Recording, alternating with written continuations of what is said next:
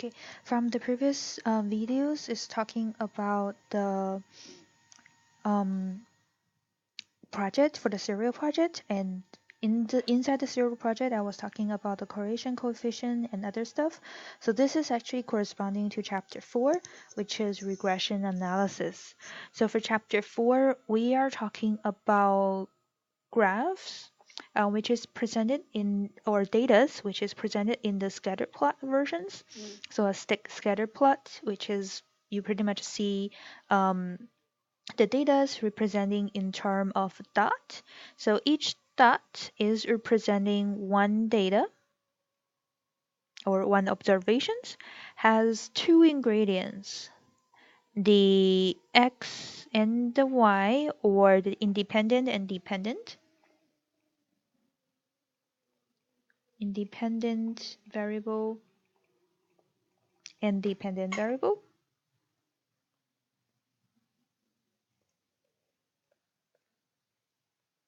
For this case is the age of cars and then the mile drives. So for this particular dot has approximately, I will say 5.5 years old, and then has driving mile have have about 240,000 miles.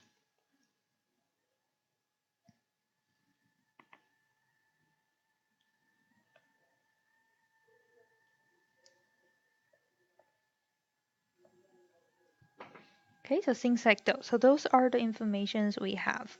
When we're reading the data, that's how we're reading each point, and that's each point representing.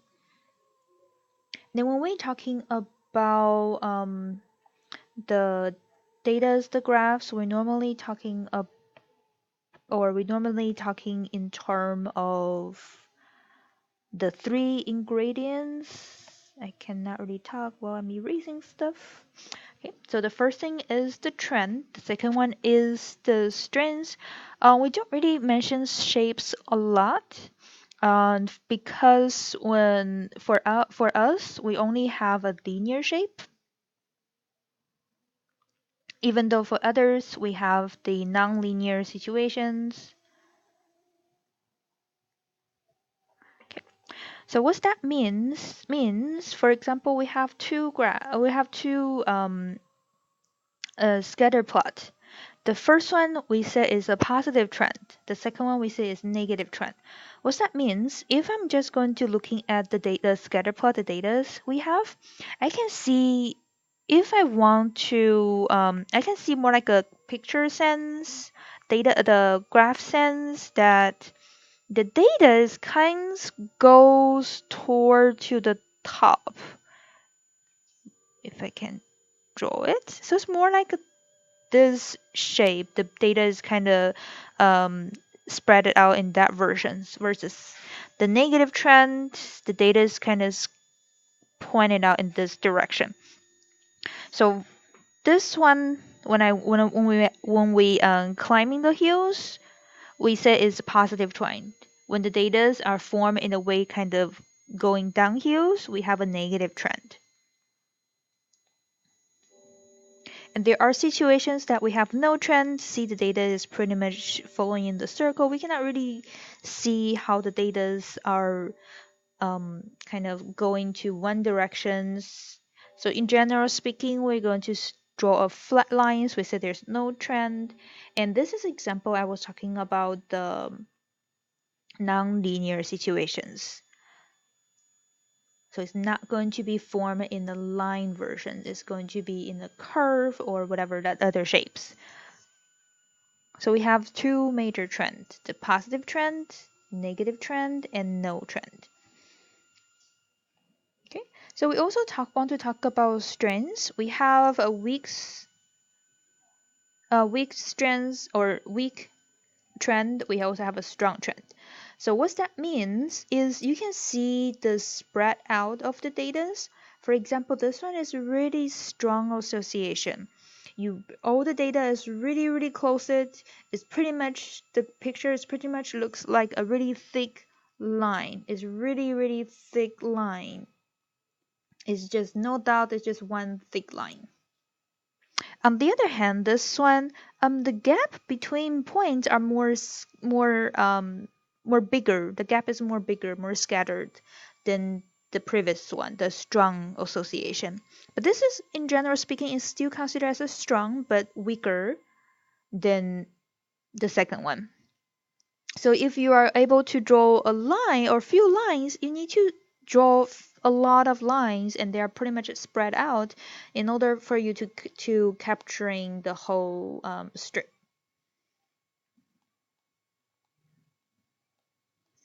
Okay. So for example, this pictures we have six graphs, and in six graph we can see this one is the strongest one, because every single data is pretty much lined up. It's not going to be lined up really perfectly straight, but you can see is pretty much a really one line, just thicker. Comparing to the second one is still really strong, because you're still able to see the shape, which is kind of more thicker, probably really thick line. The really weak one,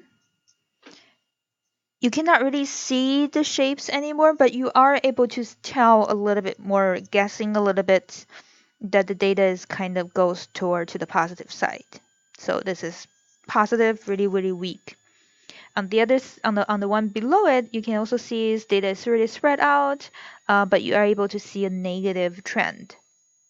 And the one in the middle is pretty stronger than the one previously, and then the last one is really strong. You can see all the data are pretty much lined up. You can see a really thick strip. Okay, and what are the numbers on top of the graph? So sometimes it's really hard to judging any graph is really like weaker or stronger besides positive or negative. For example, those two. Looks when we're just looking at the picture, they're pretty much the same weakness. But how do I know if I want to comparing them? How do I know which one is more stronger, which one is more weaker? Then that's the time we're going to comparing with the numbers, which is the R square, the R number here. So the R number are called the correlation coefficient. Okay, so the correlation coefficient is a numerical way to measuring how strong or how weak the graph. And then the R value is always ranging in between -1 to 1, where those two, which is super close to +1, 1 is the strongest. Positive. And -1 is the strongest.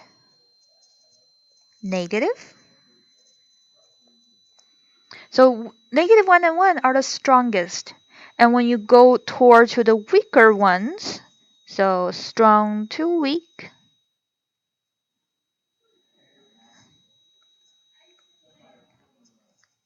so you can see the weaker one is more toward to 0.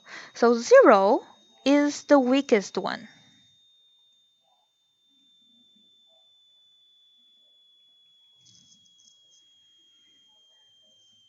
And normally once you pass out the 0.5 from the correlation coefficient, you can see the data is pretty much everywhere is really weak.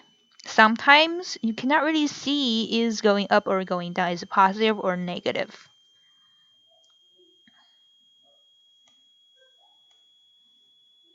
Okay, so this is the example of a positive one, and this is the example of negative one. So those two are the strongest. One is the positive, one is negative. And this is a correlation of 0. You can see we cannot really see anything. So this is the weakest.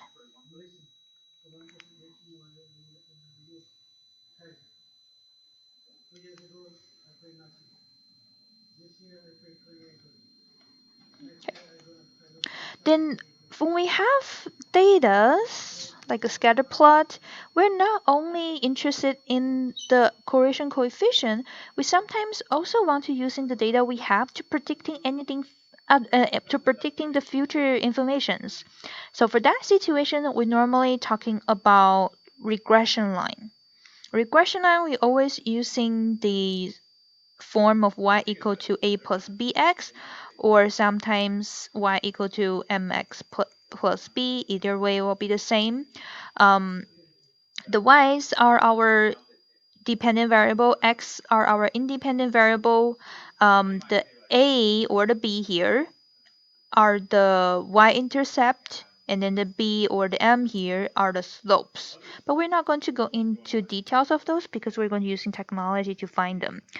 So what is the regression line is talking about, or on the other word, which is the best fit line is talking about, is when I have datas, I want to find a best fit line where the best fit line has the smallest distance from every single data here. So this line has the smallest distance between every single data from the line, which when we have a lot of data, it's really hard to compute it by hand. So if this red is the best fit line, then those distance are the smallest distance if I have any other lines. If I'm going able to draw any other line, so this is the smallest distance we can have. Okay.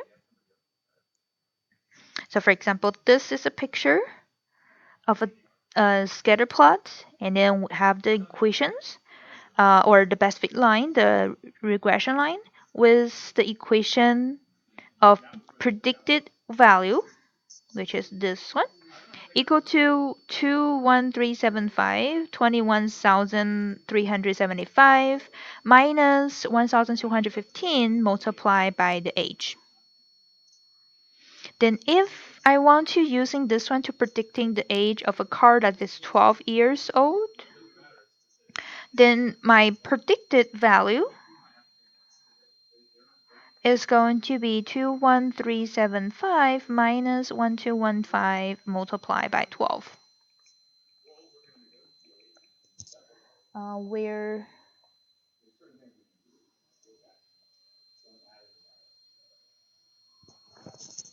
1215 multiplied by 12 is 14580,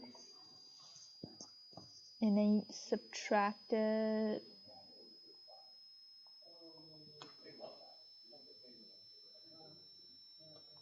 from 21375 will give me 6795. So that means, based on the information we have, if a car has an age of 12 years old, if they want to resell it, they're going to expecting to sell it for 6,795. If you are the car owner, are you going to actually sell it for 6,795? Probably not, but this is going to be your expected value. Probably going to be lower than that for 5,000, or maybe even lucky to sell it a little bit more for like a 7,000, 8,000, maybe 9,000, depending on the conditions, depending on the people's, depending maybe even depending on the brand. So we're not sure, but this is going to be the expected. It may not be the actual result if the owner wants to sell it, but this is going to be expecting. Okay, so if you want to use in your TI calculator, this is going to be the process for you to find the linear regressions. But I already show you how to using the decimal or Excel to find the regression line.